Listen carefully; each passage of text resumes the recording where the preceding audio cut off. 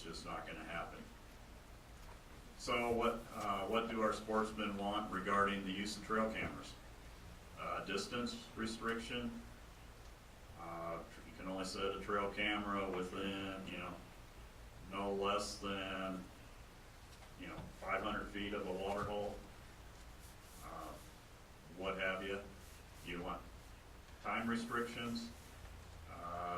You can't use a trail camera during hunting season for purposes of hunting, or you can't use a trail camera 30 days prior to the opening of a hunting season for the purposes of hunting, or, there's all kinds of options out there.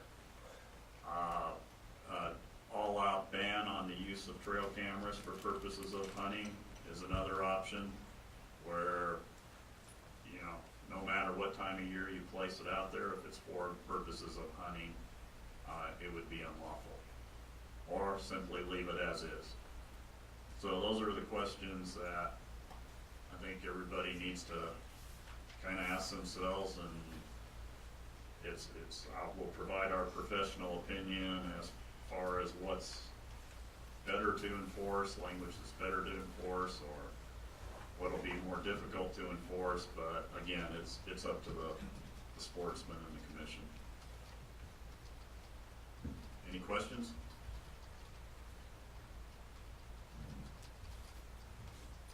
I just got one question, Mr. Chairman, if I could ask it. It's okay with me. As our Chief Game Warden and your 30-plus years experience working in this state in this capacity, is it your opinion that the Montana model would best suit our state at this given time from your perspective in enforcement? And, I think a lot of it goes back to what Mr. Moldy said. I've been in that business too. We get the job done because most Americans believe in the law. Thank God. Here's the 5% that don't. Just that question. For the record, Buonamici, Chief Game Warden. To answer that question, I think the Montana model is an excellent foundation from a enforcing the law perspective. Something to consider, though, is that there's quite a bit of selling of information that goes on. So allowing, I think we all know that a lot of these animals are pretty habitual unless disturbed. So if we shut it down the day the season opens, the use of trail cameras, what you had on video or photos of 3 days ago, that's pretty valuable information. And would 30 days, in your opinion, prior be more reasonable, Rob? Yes, it would, to accomplish the protection of trophy animals, yes. Commissioner McBeth. Rob, so we have the ability to regulate trail cameras in the context of hunting. And we also have the ability to regulate trail cameras in the context of impacts to wildlife. And some of the proposals that have come forth from some of the county advisory boards that want a trail camera regulation are basically couched in terms of 30 days before the season and during the season. Yet some of the comments have been the impacts of trail cameras and the flashing on wildlife, which seem to me to be an impact on wildlife no matter what period of time it is during the year. And so if we are going to regulate trail cameras from the standpoint of their impacts to wildlife, why would there be any time period restriction? In other words, would you just ban them completely for the entire year because of their impacts to wildlife? I haven't heard any discussion of that, but it just seems to me that there's a distinction between regulating for purposes of hunting and regulating them because of their impacts on the wildlife resource. And the latter, the impacts on the wildlife resource, have nothing to do with time period. It seemed like that you would have impacts during the entire year. If you could just comment on that. Again, for the record, Rob Buonamici, Chief Game Warden. Thought process there is, one, I've heard comments through the grapevine that the flashes do disturb the wildlife, and then that they're coming in with their heads down and more susceptible to predators. Well, if that were the case, the next question I would ask is, how come we don't have any predators taking down deer and elk at the water holes on trail cameras? That'd be all over the internet if somebody got a photo like that. So that causes me to pause a little and say, that, yeah, I don't know personally if it does or doesn't, but I haven't seen any information that I would consider facts that I would consider valid that the flashes going off, I mean, intuitively it kind of sounds like it disturbed them, but I haven't seen any information like that, and I'd be a little hesitant to come up with a regulation. That'd be like saying, well, you can fly your airplane low, that disturbs wildlife, we know that. So when we did the aerial scouting regulation, we made it specific to hunting. Because trying to quantify how much disturbance there is by that activity, the impact on wildlife, can we prove there's a negative impact on wildlife? I can't, and I haven't seen anything that shows that. I'm not saying it's not occurring, but I think when we start trying to regulate non-hunters and their activities as associated with wildlife, we probably should be on pretty firm ground. So just to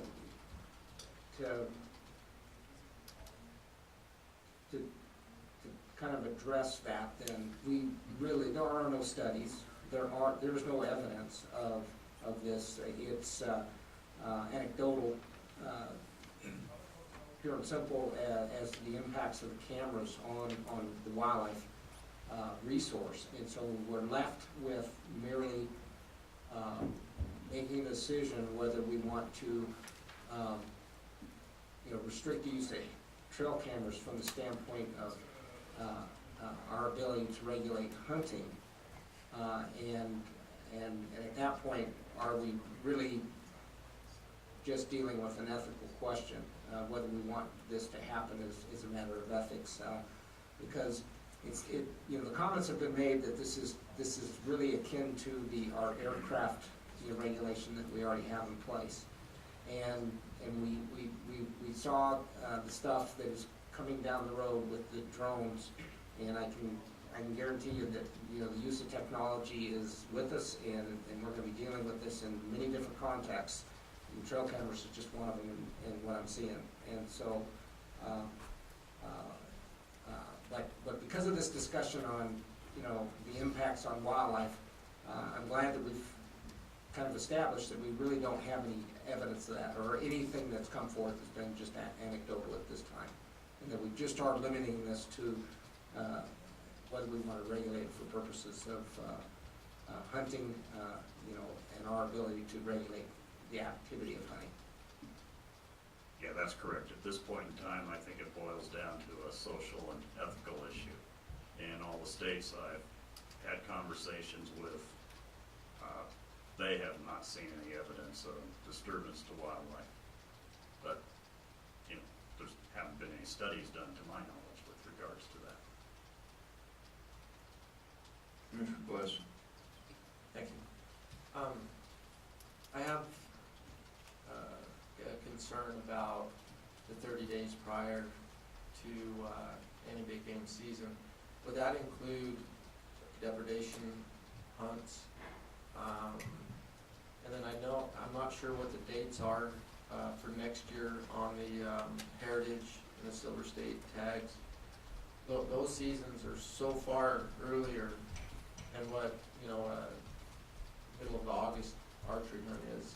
Are we going to limit the ability for people to scout or to enjoy, not even to scout, but just to enjoy the opportunity to go out there and get pictures of some of these animals at a way earlier date than what we really need to. As far as the disturbance, I've actually seen a picture of an elk, a bull elk, that was taken by a camera that had a flash. In the first picture, he was drinking. In the second picture, and the third picture, he was actually licking the camera. He didn't seem too scared of it. But,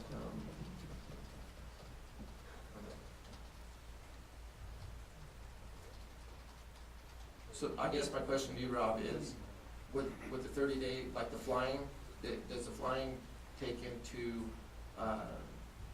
respect for the depredation hunts, like the elk hunts that are going on right now currently in Area 10? Is it illegal to fly everywhere in the state right now because of the depredation hunt? That is correct.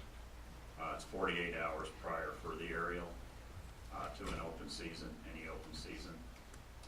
So with regards to, maybe a 10-day period or something more realistic, but by the same token, if individuals are just out there taking photos to get photos of wildlife, even if it's during that time period, it's still incumbent, depending how the regulation's written, but if it's related to hunting, it's still incumbent that we have to, the elements of the crime would be that they did use a trail camera and they did use it for purposes of hunting.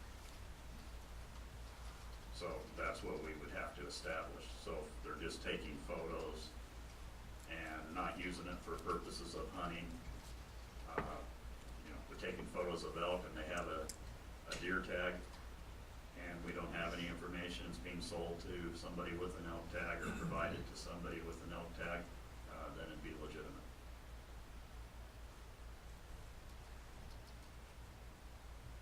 Commissioner Macbeth?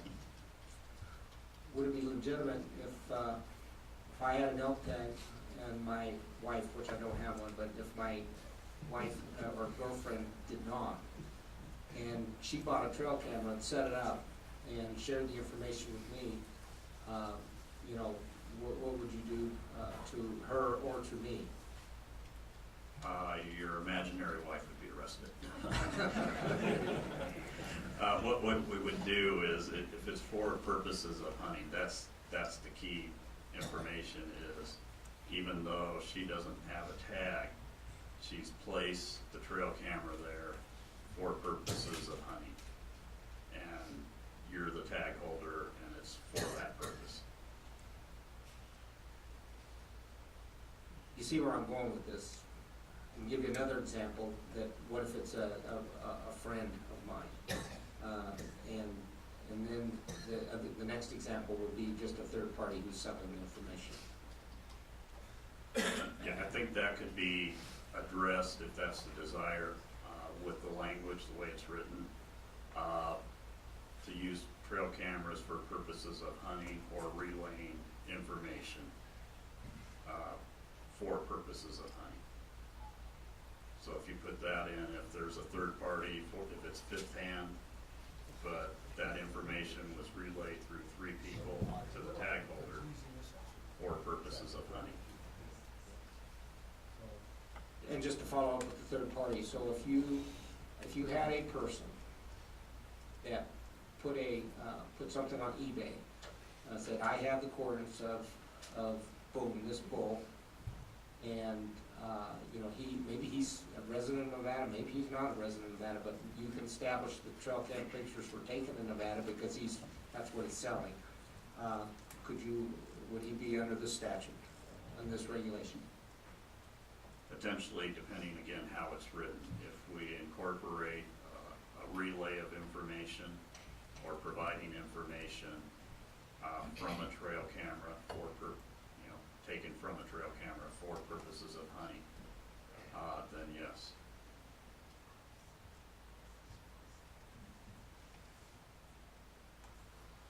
Anybody else?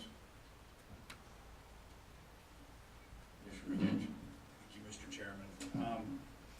It's definitely kind of a wide open issue, and that for me it kind of boils down to a fair chase issue. In a lot of ways, it's where do we draw the line?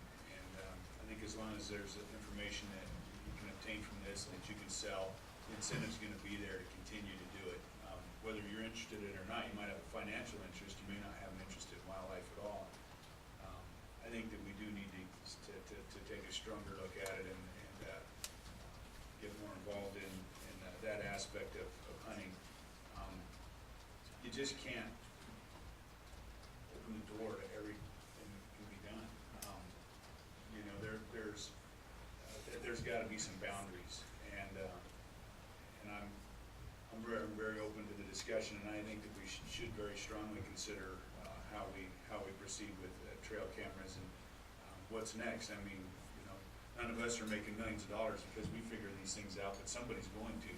Somebody's gonna come up with a real innovative way that finally offends 99.9% of everybody, you know, in the public and the sportsman's world, and then we'll do something. So where does this fall in that line? And for me, the selling of the information, and there's certainly a fair chase aspect. You know, what point are we getting too far down that road? It does highlight one thing, you know, the general interest, you know, the public interest, the general interest in wildlife. We've got people using them for a lot of different reasons, and I think that indicates to us that there's a broad interest out there, an interest, and I don't know where it goes to non-hunters. As a bird watcher, it doesn't really intrigue me to take pictures of a hard-to-see bird, and it doesn't mean anything to me to have a trail cam sit up. To me, the trick and the enjoyment is to go out there and sit there, and, you know, and if you get the opportunity to actually see something that you know it wouldn't normally, that's where that's where it's fun for me. So I can't relate to somebody that would want to use a trail camera to snap pictures of everything and not actually be out there experiencing it. To me, that doesn't make sense. And so, you know, so I'd have a tendency to consider a broader look at it. And to be honest with you, if that helps kind of define some of the fair chase issues in other, some of my thoughts. Commissioner Young. Well, since we're making our comments, I'll make mine. Number one, I have had an opportunity to hunt in Montana several times in my life, elk hunting, and I don't know if anybody's ever been up there, but comparing Nevada to Montana, I'm a fourth generation Nevada, right from this town here, Wesley Rose, born and raised till I was 10. Montana is the World Series of hunting, and we're kind of like the minor leagues.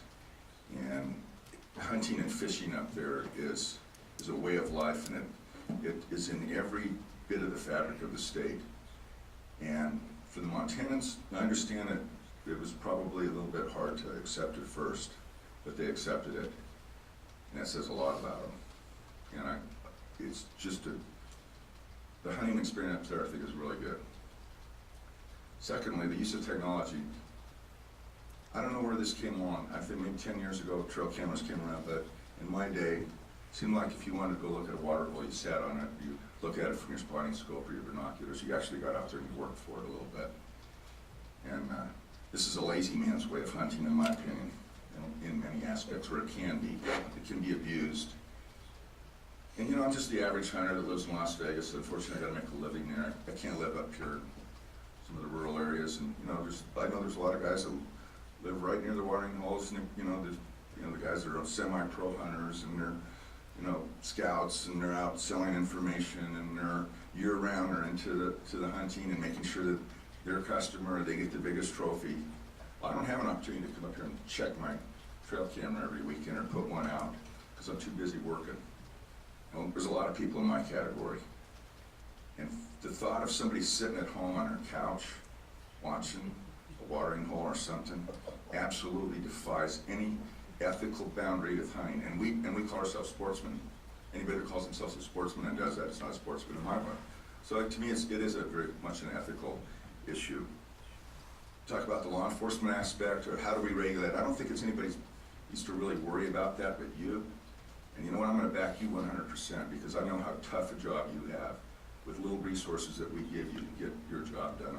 I've never seen a lower ratio of wardens per capita in any state than Nevada. I defy anybody to find one. Got a very difficult job. And every advantage that we can give our law enforcement aspect of this, and I think we should. And your recommendation goes a long way with me personally. Mr. Moldy hit the nail right on the head as far as ethics and law enforcement. Yeah, not everybody's going to be pleased, and there's going to be some violations, and you'll write a few tickets. But I'll tell you, most people that respect the laws, respect the rule of law and our way of life, they'll accept this and they'll move on with it. But to me, you know, I'm mostly back and always support the rights of sportsmen. But I think once we cross that line, I think that, you know, the other side has a really good argument with technology and the use of technology. Where do we draw the line? People mention scopes and high-powered rifles, and you still got to get out there and work at it to do that. Somebody sitting there taking a picture that's not there, or using a piece of technology to do that, way crosses the line. I think Dave alluded to exactly my thoughts on that. So I'd like to see us move to, at least to the point where we have something to discuss and create or craft a statutory law or regulation that would fit Nevada, much like Montana's, and maybe Montana's the model, and bring it back to this commission for us to, and the public to digest, with one exception. I don't think a $135 fine is strong enough, and I like the idea of revocation for at least that season if somebody's caught with it, if that makes sense. Pretty much my thoughts on it. Thank you. Oh, I think we all know where Mr. Young's at. I'll chime in at this point. What I know is, with all the discussion and the phone calls I've received over the past couple of weeks on this,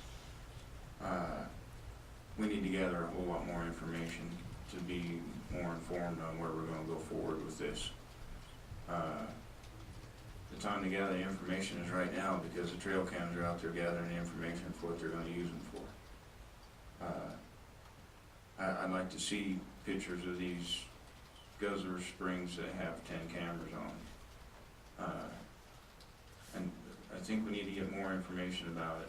The other thing I know, no matter how, whether we adopt a regulation or don't adopt a regulation, there's going to 90 people up here are going to lose and gain some friends over it, and that's the way it's going to be. We're not up here to, we're here and we're going to lose friends over some decisions we make, and that's just the way it's going to go. And this is one of those hot button items. It's been on my mind for a while. I won't use a trail cam. My son, who's sitting in the audience, has a sheep tag in an area with very limited water. And I was down there 3 times earlier this year looking, and I had a friend of mine tell me, why don't you just go put some cameras down there and you don't have to travel down there near as much. I won't do it. It'll never happen. So, I mean, I'm telling you where I'm at on them. I don't like them myself. I like boots on the ground and seeing things myself. That's what I enjoy. So, but I do understand there's different viewpoints, and I need to know more about those different viewpoints to make an informed decision. So I think we're a little premature trying to draft any type of regulation without gathering more information. I know, Rob, you did a good PowerPoint stuff, but I think we need some more information from hunters that see the problems. I mean, we're told of these problems of 15 cameras on a water hole. I haven't seen those pictures of 15 cameras on a water hole. I hear of SD cards being stolen, of cameras being stolen, of guys just switching out the SD cards. You know, they put in a blank one and take the other one. I'm sure all this is occurring, but it's not occurring where I can put my hands on it. The same son that has a sheep tag this year had an elk tag out in Ely last year, and I talked to one of the more long-term guides out there, and one of the discussions was about trail cams, and he said at first he used them, but anymore he won't, because there's too many out there and it's not an advantage anymore. It's becoming a hindrance to everybody. So there's a lot of opinions, and I know I have mine, but I haven't made up my final mind because I don't have enough information to go forward and even tell you how to start drafting a regulation. So that being said, do you have anything to add? Mr. Walsh or Mr. Drew? Mr. Drew? Just a couple comments. I mean, I think everyone's expressed their personal feelings on this, and I don't know how much that weighs into me. I was interested to see what the cabs would say, and by my count, per the correspondence we've gotten over email and today, I think there's like 7 cabs that want no change, 5 that support some form of regulation, 1 that's virtually neutral, and then I think we've got 4 that maybe we haven't gotten input from. So, I mean, the input that we've received at this point is virtually split, and I'm wrestling with whether we try and take a stab at regulation at this point, and maybe miss the target and end up with nothing, or if we go back out and try and solicit more input on what specifics in regulation might be more appropriate to some of these folks. I don't know. That's what I'm struggling with, is how to move forward, because I agree, I could use more information. I'd be comfortable moving forward with the regulation right now. I'm just not sure we hit the target with it. Commissioner Walsh? Thank you, Mr. Chairman. I want to agree with a lot of the things that you said. Actually, yesterday is the first input I've had from someone that didn't even know that I was on the commission, and I had a conversation with them, and they brought it up about the trail cams, and it was actually someone from Mineral County. And they brought up all the points that Glenn brought up earlier. And I told him, I said, I said, I'm kind of right in the middle on this. I own a trail camera, but I don't use it for wildlife viewing. It's used on the farm for surveillance more than anything. And I told him, I said, I have more of an issue with the selling of the information and the remote viewing of it. If someone chooses to hike in and do a remote spring or a water hole and put a camera up, I don't have a whole lot of problem with that, but if they're in there and they're selling that information and they want to look at it remotely and say, hey, look what I found, I have a problem with that. But if it's for their own use, I'm kind of in the middle there. I don't really have too much of an opinion on it, but Commissioner Drew stated it the same. I mean, those cabs look to be split, and I'd like to have a lot more information on it before we actually just go, hey, this is what we're going to do. Because, I mean, really, in all reality, the cabs don't have a whole lot more information than we have to look at, and they've already formed some opinions. But that's kind of where I'm at.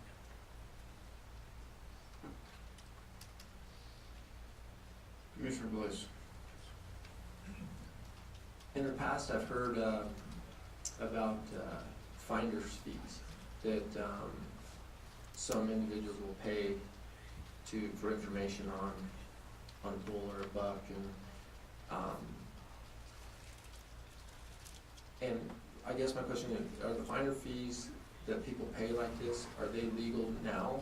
And then if we make a regulation that would prohibit the selling of information from a trail camera, what's the difference about somebody going out and actually taking a picture through their spotting scope of a bull or a buck, whatever, wildlife, and then selling that information to somebody?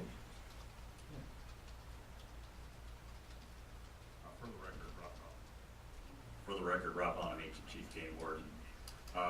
Basically, with regards to selling the information and the legality of it now, it is legal.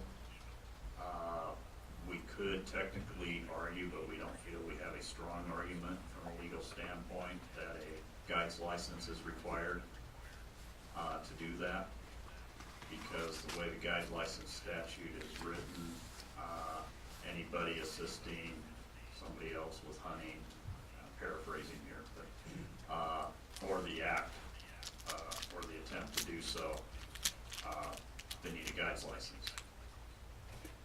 But we've exempted, in statute, regulation also exempts cooks and at the guide camp and things like that. So somebody out there taking a photo of wildlife and then selling it to the guide, I think we'd have a tough time winning that in court as far as, hey, this individual needs a guide's license to do that. So to answer that question, yes, it is legal for all practical purposes as it stands now. So that is another option, is to address and require a guide's license or sub-guide's license from anybody that does that.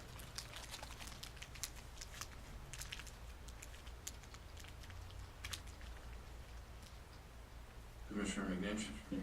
Mr. Chairman, so there were 3 cabs that had kind of thrown out that they would prefer to have a little more discussion, a little more,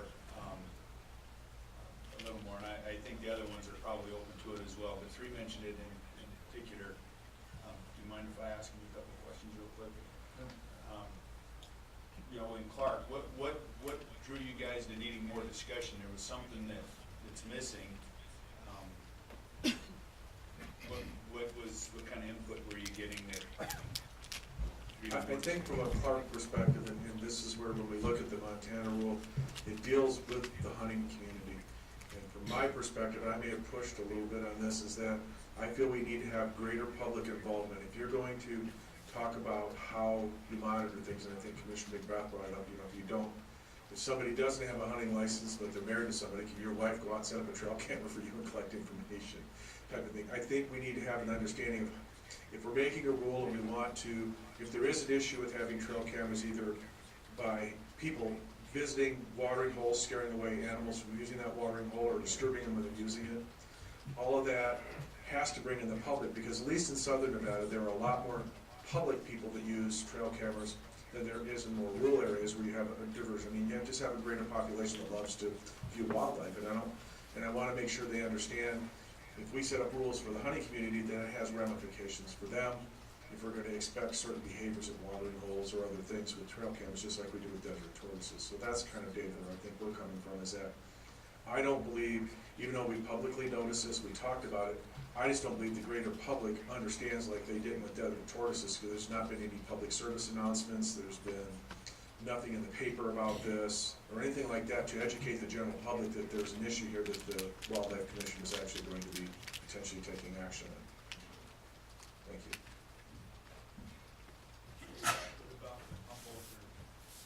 What about with Humboldt or Lion?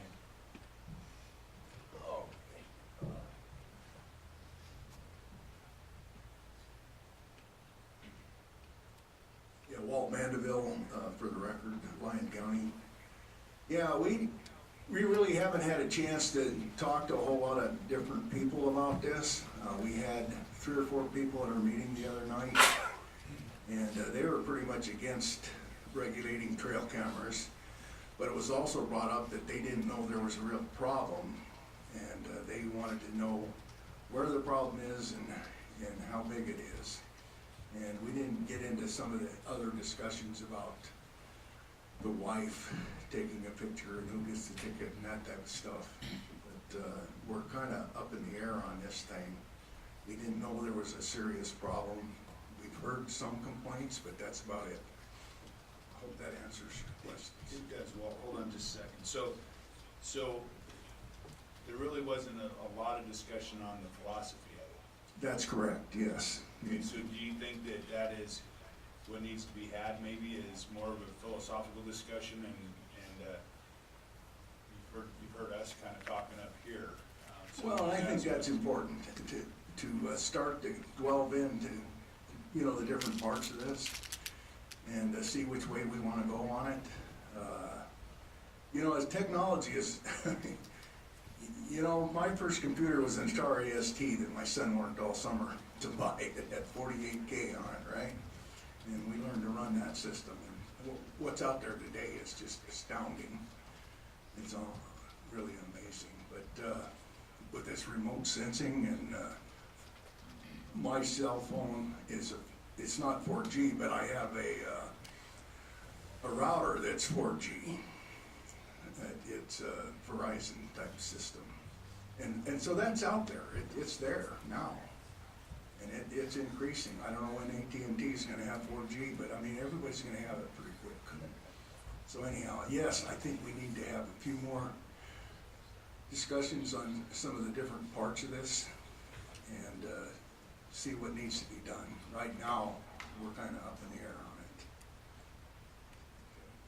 Thanks, Paul. Okay. Let me get along Humboldt County. Personally, I'm gonna maybe speak personally here. I think I represent the county as far as our discussion. There was some strong opposition to trail cams, period, ethically. Definitely, I believe everybody as a whole opposed the satellite feed, the remotes, the same stuff you guys were talking about. It's not hunting to sit on your couch, get real-time data of what the animal's doing from 100 miles away, or 5 miles away, or a mile away, it doesn't matter. I think that's a theme that everybody has strong opinions on. As far as the morality of hunting, I think, my opinion is technology, I think the older generation, you're gonna have a stronger opposition to technology. The young people these days, that's second nature to them. This stuff is just, what it is their way of life. I'm stuck kinda in the middle, my age, you know, my son has to help me with my stinking phone, because, you know. I am. But I do remember a time where none of that existed, you know, and that's also, there's some purity in that also. So I think when you talk about morality, moral compasses, people are gonna be on different, pointing in different directions. That is a discussion I think we have to have. But I do believe that technology, there is a line. And so going back to the Humboldt discussion, and even just people I know, there's people that are absolutely against any form of that. And I know good hunters, good ethical hunters that use them, and they don't abuse it. So I think that's what we have to, it's kind of what side of the fence we land on. But the question was brought up over and over again, you know, is it really an issue? Is there that much abuse? I don't think anybody in our CAB meeting could go back and say, yes, this is an example of a time I saw an abuse of the trail cam, or knows anybody that illegally or benefited from it financially in any way that was questionable. So I don't know how much of a problem it is. So I do believe that more research, maybe some studies. I have used trail cams in the past at elk hunt a couple of years ago in Ely. It didn't end up, got a lot of information on kind of bulls in the area, but it wasn't valid. When I actually harvested my animal, the trail cam was not a part of that, it wasn't a factor. So, I don't know, I think it's a touchy issue. Yeah. Anybody else? Commissioner Moore. Thank you, Mr. Chairman. I think I'm on the fence on this too, and I think both sides of the issue, from the comments that I've heard, have had excellent points. In general, not a big fan of increased regulation. I think what ends up happening with regulations, they're created for the abuse that was made from a very small percentage of the people, and the large percentage of the people that are doing things that ethically get penalized for it.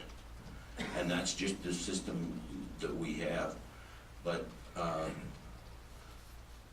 think at this time to make a decision as to how we're going to attack this maybe is a little premature, and I would be in support of gathering more information before we make a move on it.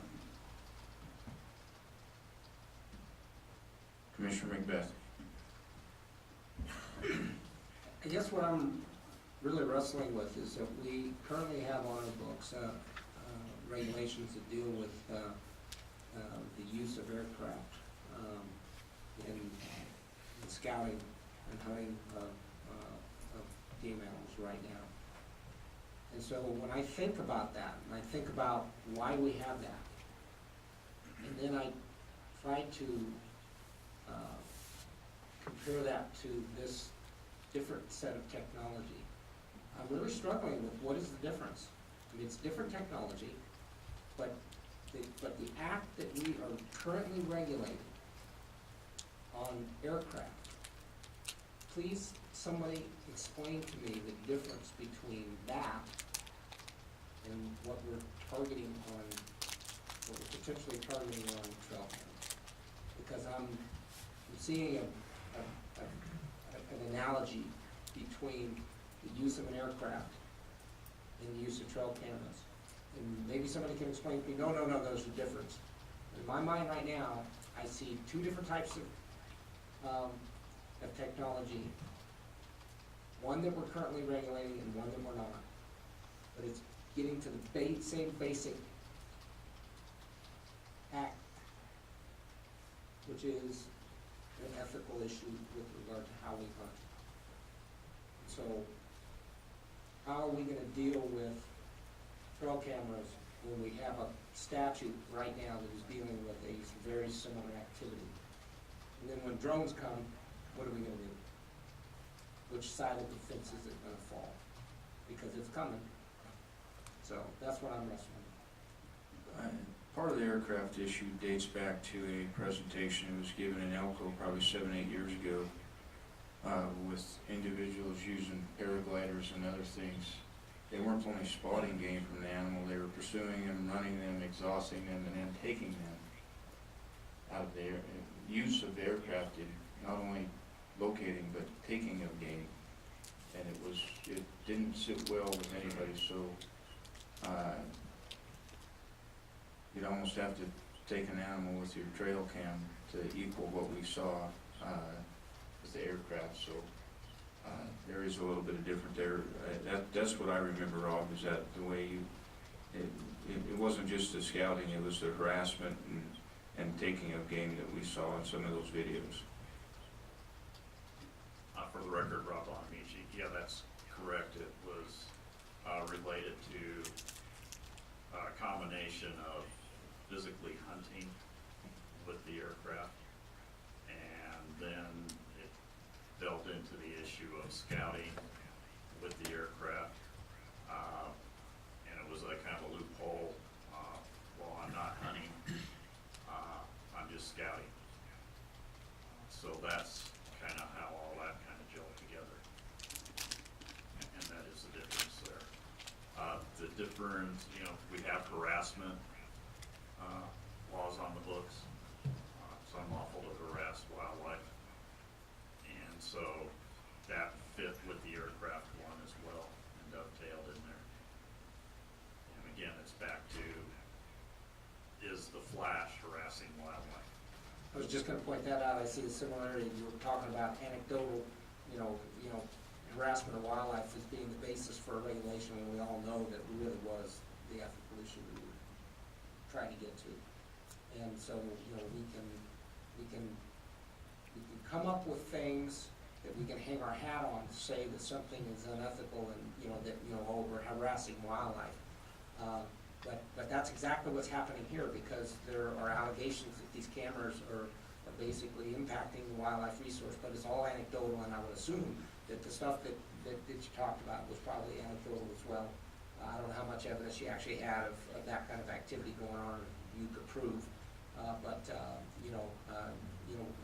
Lincoln County CAB came forth with statements that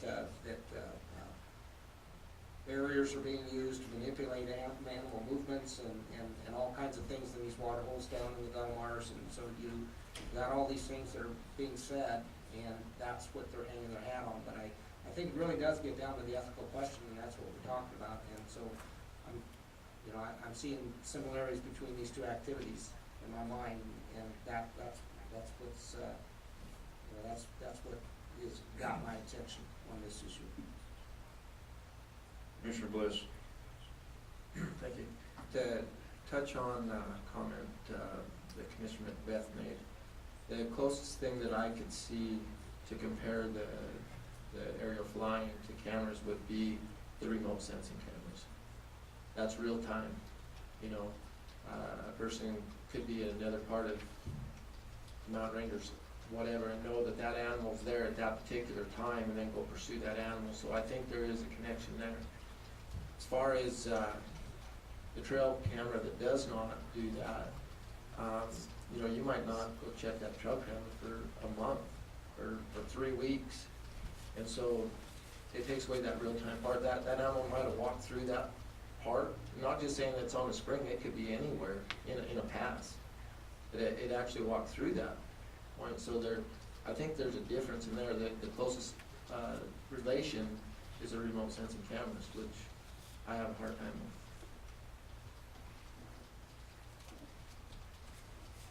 Commissioner McNish. I do appreciate Commissioner Macbeth's comments, and I think that he framed it up for me. It really does boil down, technology is gonna force these discussions, that's clear. And it's not gonna end anytime soon. Things are gonna come up, and we're gonna have to, they're gonna be part of our evaluation process. And that's not a bad thing, it's just something that's gonna happen. And it really does boil down on the first cut for me, a philosophical discussion. It's a function of, I don't necessarily feel that I have to have any kind of absolutes to make a decision, a philosophical decision based on a philosophical belief that we're doing the right thing for wildlife. And you know, we could do studies ad nauseum and never come up with anything absolute, an absolute impact or something to help us make a decision based on some kind of an impact. It really does boil down to, for me, the philosophical issue of when fair chase and you know, I do have a problem with somebody sitting home and gathering information for hunts. That philosophically goes against what I believe, and somewhere out there that'll progress through some of these other decisions too. And so, how do we frame up a philosophical discussion so that we can get more input from the CABs, not on debating on how they impact wildlife or are they going to impact wildlife, but is it something we should be doing, assuming that it doesn't impact wildlife? Let's make that assumption. Is it something we really should be doing and really should be occurring? Something that, you know, we want to define how we do things. Director Walsley, we've been hearing from our chief law enforcement guy, but as a biologist, Commissioner Bliss brought up the bull licking the camera, but do you see that there's a potential that we would not capture that it's changing habits of animals because of that kind of behavior, but do you think there's animals choosing to use alternate water sources or avoiding some water sources because they know they're, you know, do you think it's a habit-changing activity that's going on the landscape? Purely speculation, but my guess is that some waters that receive more traffic than others, and I don't think it's necessarily the presence of the camera, but I think it's vehicular traffic, especially on those that have multiple cameras, can be disruptive. You know, I know the discussion has largely been in the, you know, philosophical arena, and when you talk about hunter ethics, the extremes are always the easy part, but it's where you draw the line between ethical and unethical where you're struggling on this issue. And I think the gentleman from Humboldt County made a really good point as far as generational differences, and I think you look at where the perspectives on this issue are today versus where they'll be in 5 years from now or 10 years from now, they're likely to be a lot different. So I think the question you have to, I guess, kind of grapple with is, do you let current ethics dictate regulation today, or do you set regulation based on what you view as ethical or unethical today?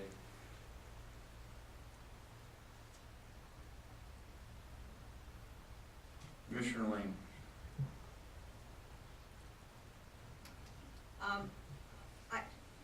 I agree with pretty much everything that's been said here today in terms of looking at this issue, and I do believe that this technology is definitely a generational issue.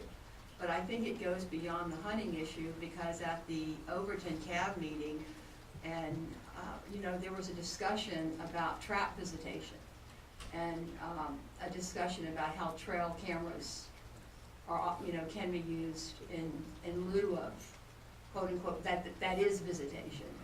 So I think this is an issue that definitely has to be addressed in some respects by this commission. And maybe what we need to do is look at the outside boundaries first.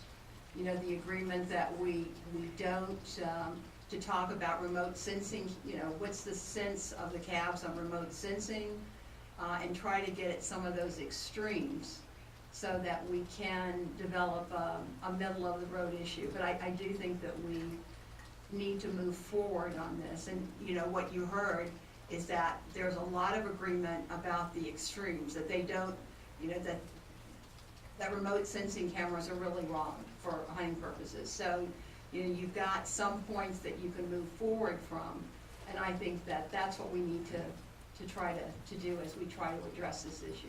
But we need to look beyond, I do believe we need to look beyond this issue in terms of just the hunting issue, and I think it's bigger than just hunting right now, truthfully. Anybody else? Dr. Lynn? Everybody else has spoken, might as well get everybody. I wasn't gonna say anything, but listening to this conversation, you know, I've got some real good pictures of a lion taken down at a water hole at night on a mule deer, on a big buck, so I'll show it to you if you haven't got that. But, you know, trail cameras, my cameras are in